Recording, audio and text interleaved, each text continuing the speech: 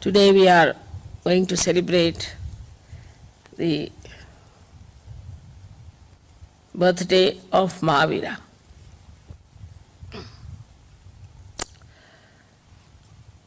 Mahavira is the incarnation of Bhairavnath, or you call him at Saint Michael. Now these two saints, as you know, one is the Gabriel, Hanumana, and another is Saint Michael. One is placed on the Pingala Nadi and another one, Saint Michael, on the Ida Nadi. So, Mahavira had to go through lots of search. Of course, he was a angel, but came as human being. And he had to find out the thing of the left side and how the left side acts. It's a very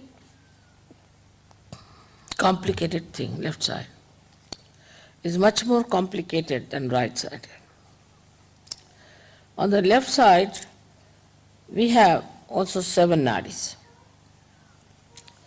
And these 7 nadis are placed one after another.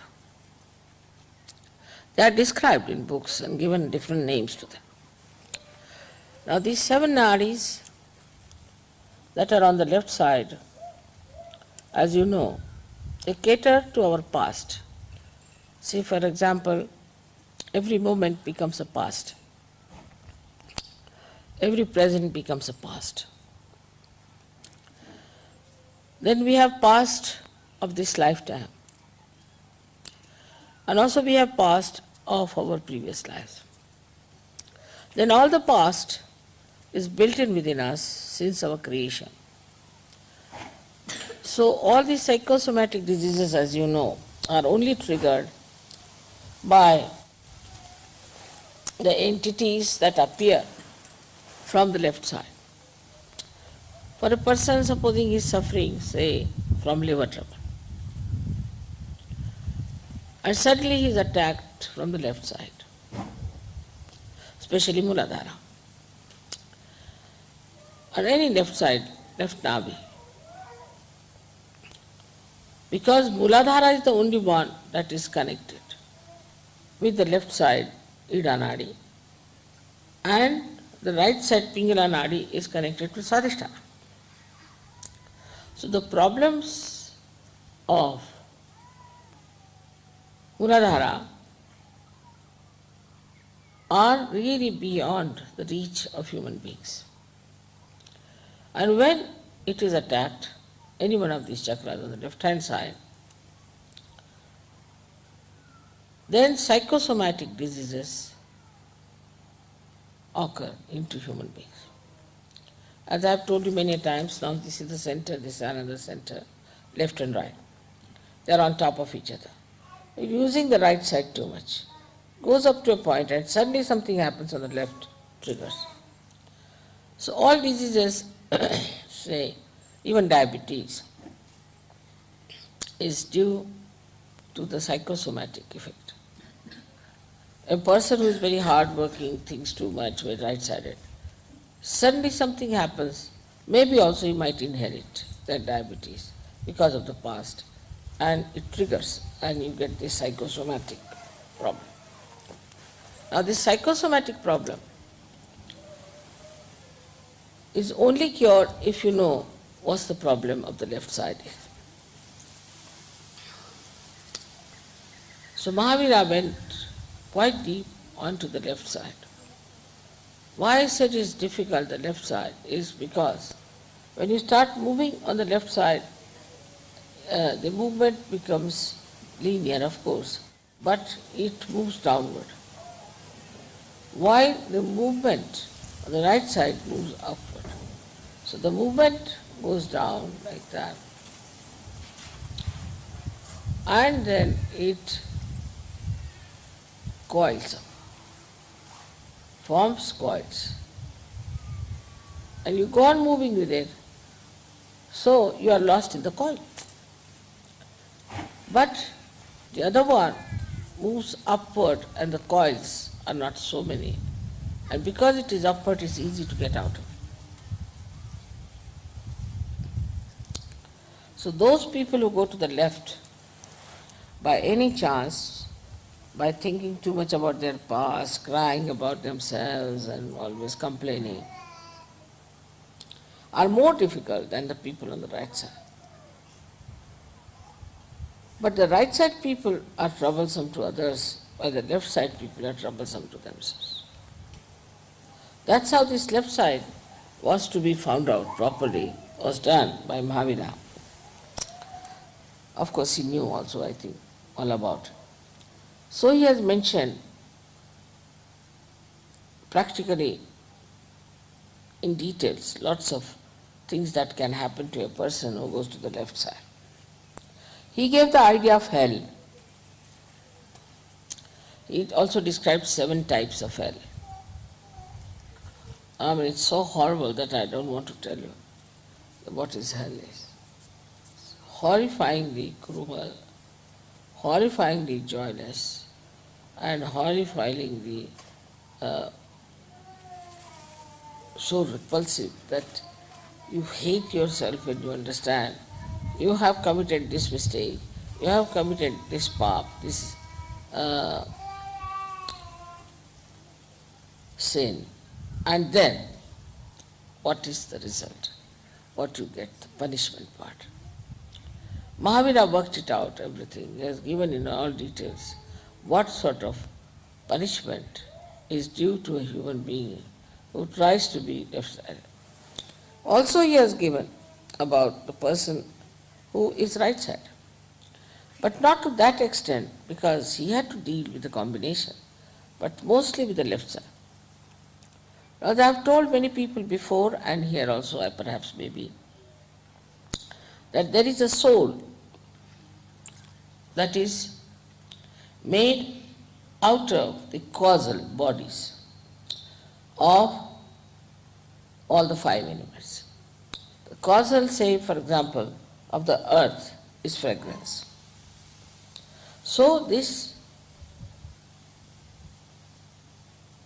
soul, which is made of the 5 causal bodies and your centers, plus we can say also it has got the control over the parasympathetic. It sits on the spinal cord from outside and activates the parasympathetic nervous system. So it has a connection with every center. Now this is the soul when we die, with the Kundalini and our spirit goes into the sky. And it is the soul that guides now the movement of our being, whatever is left now, into a new being, and that's how it works out. So everything that we have done so far is recorded in that soul. When you were asking me whether we see some sort of round things, you see, lying together, what is that? I told you this is a dead soul. And now they have found out what I have told them. Because, see, when a person dies, his soul shows you, like even now you can see, round things. There could be many, there could be one, a string. And they saw it under microscope when I told them that the soul within us is reflected on the cell, which is the reflector of every cell. So the part of the cell which is the reflector, which is placed on one side of the cell, also has this soul reflected, and the main soul which is on the back controls that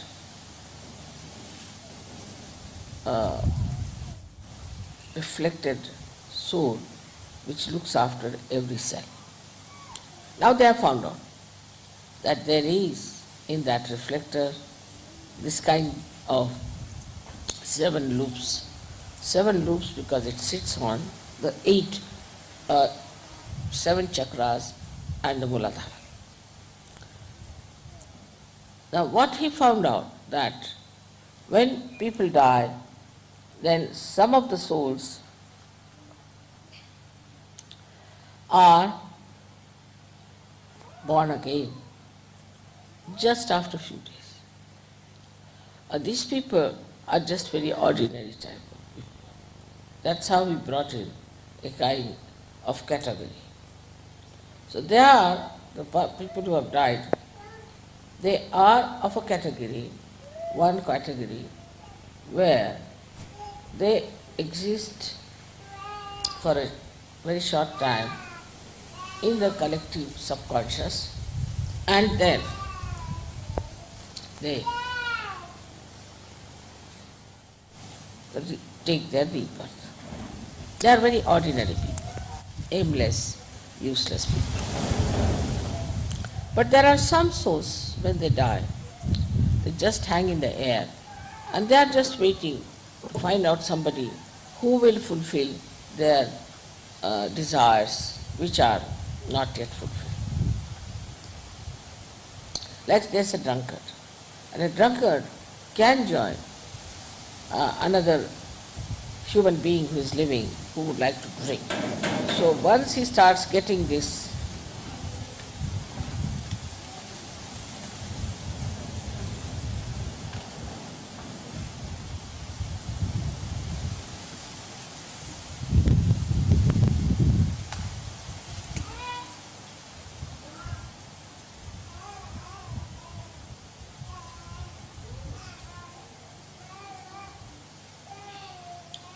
So once it starts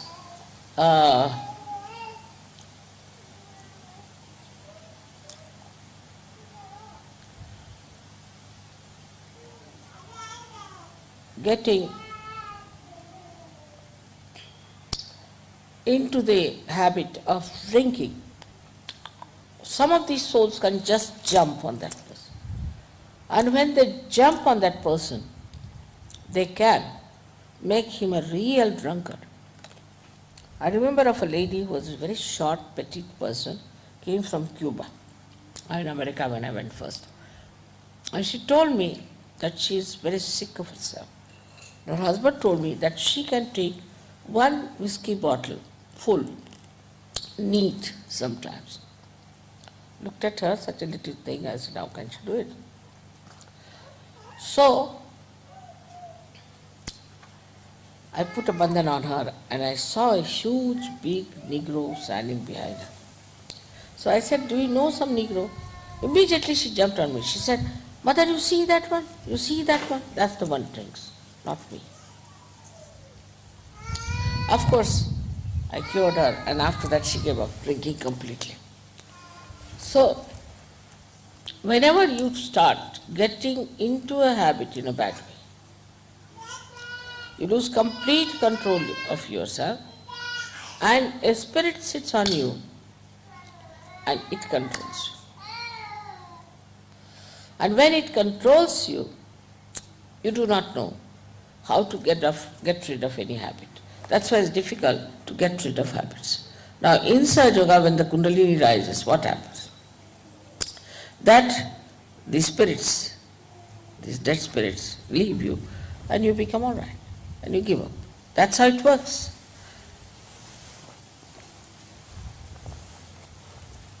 I would say that all this Mahavira did not tell, nor did he find out all these things, because he was not a scientist, I think, or I don't know why.